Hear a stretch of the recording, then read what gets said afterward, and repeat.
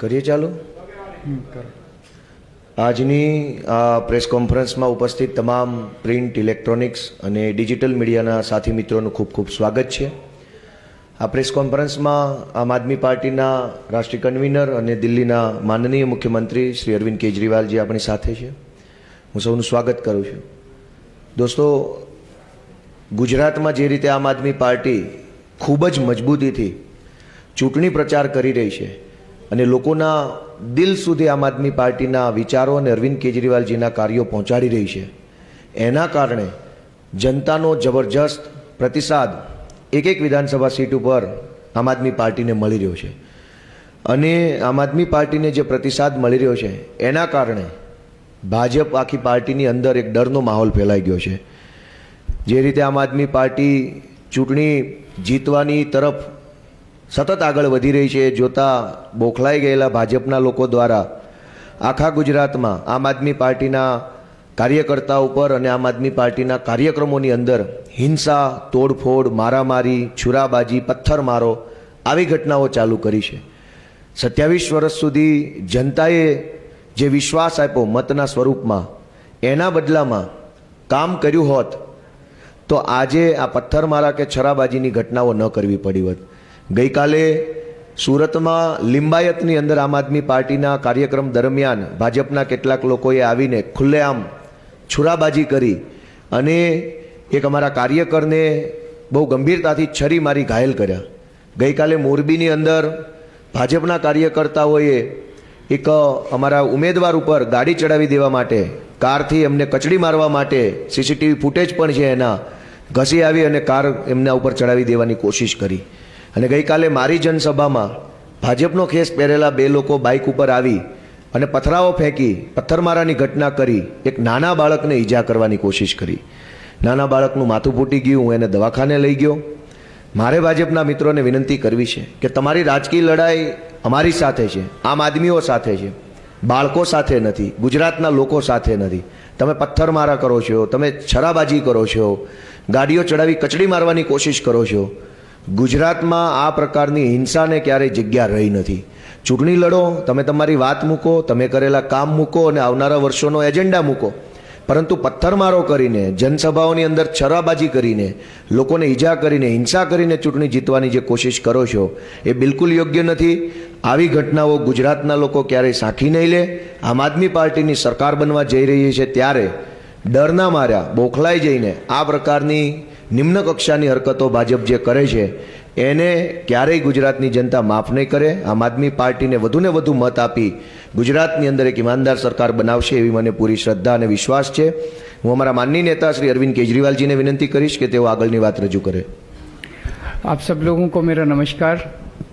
अभी जैसे गोपाल भाई ने बताया किस तरह से भारतीय जनता पार्टी के लोग जगह जगह हमले कर रहे हैं गुजरात की जनता के ऊपर, इसकी हम कड़ी निंदा करते हैं और उनसे कहते हैं कि आपका झगड़ा हमसे है, आपकी समस्या हमसे है, हमारा को जो मर्जी कर लीजिए, हमें कोई दिक्कत नहीं है.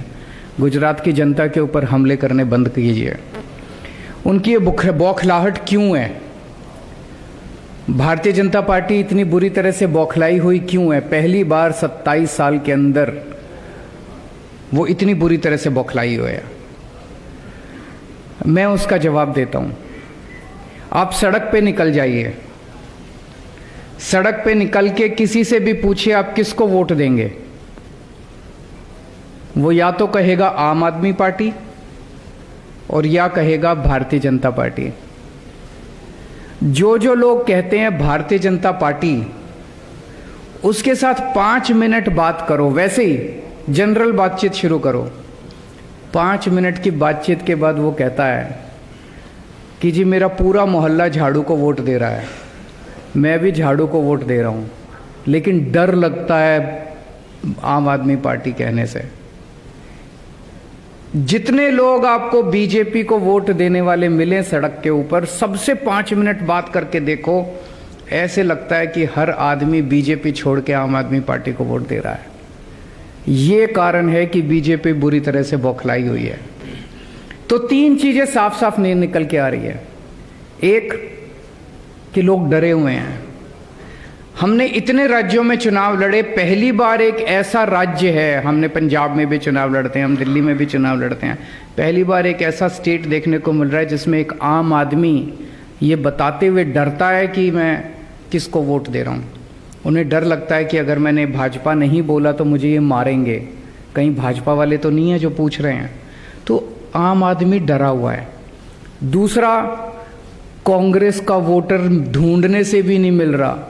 जैसे एक ऐड आता है ना, ढूंढते रह जाओगे, वैसे ढूंढने से भी कांग्रेस का वोटर कहीं नहीं मिल रहा।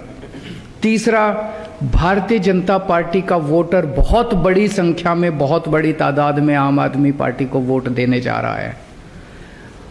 पूरा गुजरात इस टाइम बदलाव मांग रहा है। कई लोग कहते हैं कि राजनीति के अंदर मेरी भविष्यवाणी सही निकलती है। 2014 में जब दिल्ली में चुनाव हुआ था तो मैंने एक पत्रकार को लिख के दिया था कि कांग्रेस की इस बार 0 सीट आएंगी। किसी ने यकीन नहीं किया, लेकिन उस चुनाव में कांग्रेस की 0 सीट आई थी। पंजाब के चुनाव में मैंने कई सारी भविष्यवाणियां की थी। मैंने कहा था नवजोत सिंह सिद्धू हारेंगे, चन्नी साहब दोनों सीटों से हारेंगे, बादल साहब का पूरा परिवार हारेगा। तो आज मैं आप सबके सामने लिख के भविष्यवाणी करने जा रहा हूँ।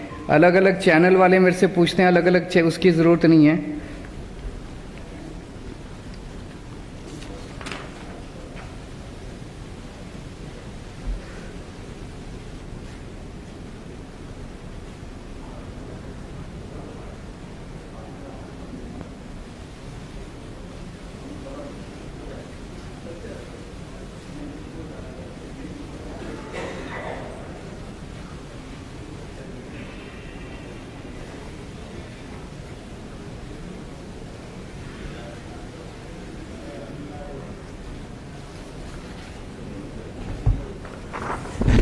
गुजरात में आम आदमी पार्टी की सरकार बन रही है।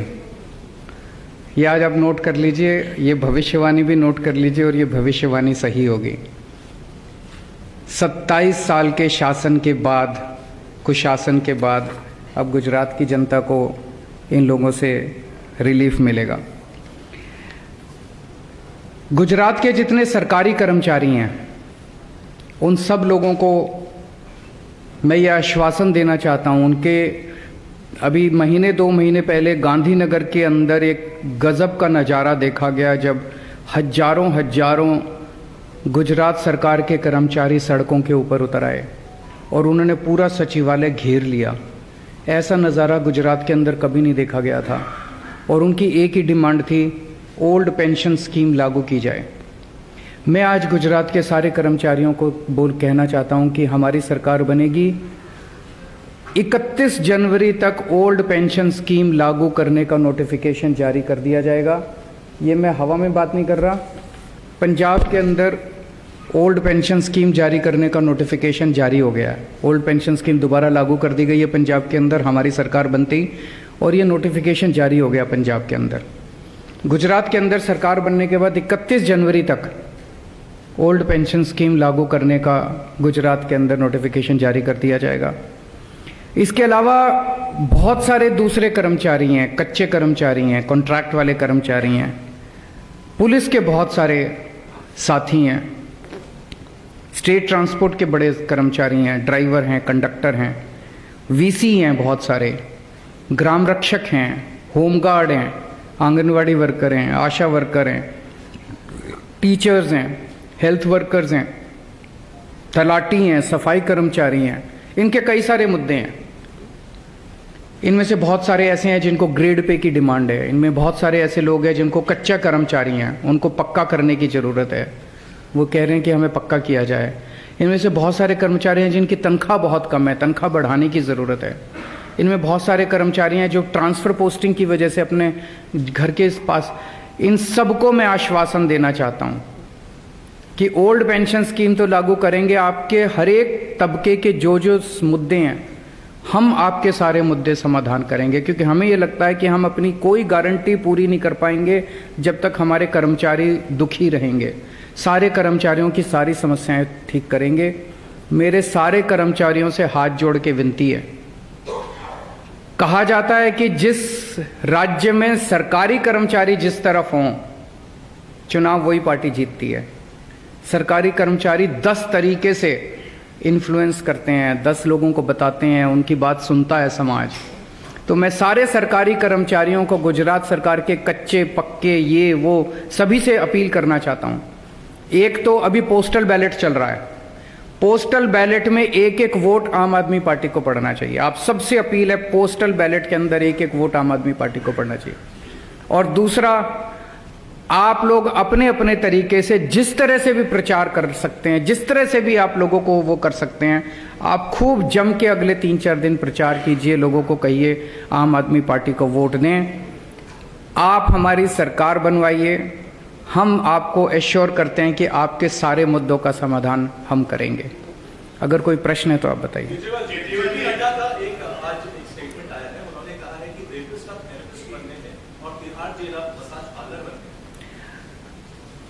भारतीय जनता पार्टी ने दिल्ली के अंदर एक गारंटी दी है कि हर वार्ड में एक वीडियो की दुकान खोलेंगे। भारतीय जनता पार्टी अब वीडियो बनाने की कंपनी बन गई है। तो जनता, दिल्ली की जनता इस बार ये तय करेगी कि उनको वीडियो बनाने की कंपनी चाहिए कि सरकार अच्छी चलाने के लिए और उनके बच्चों का भविष्य बनाने के लिए एक पार्टी चाहिए।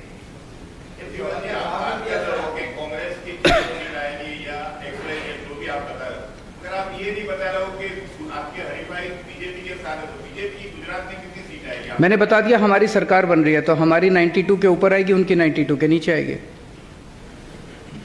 Thank you.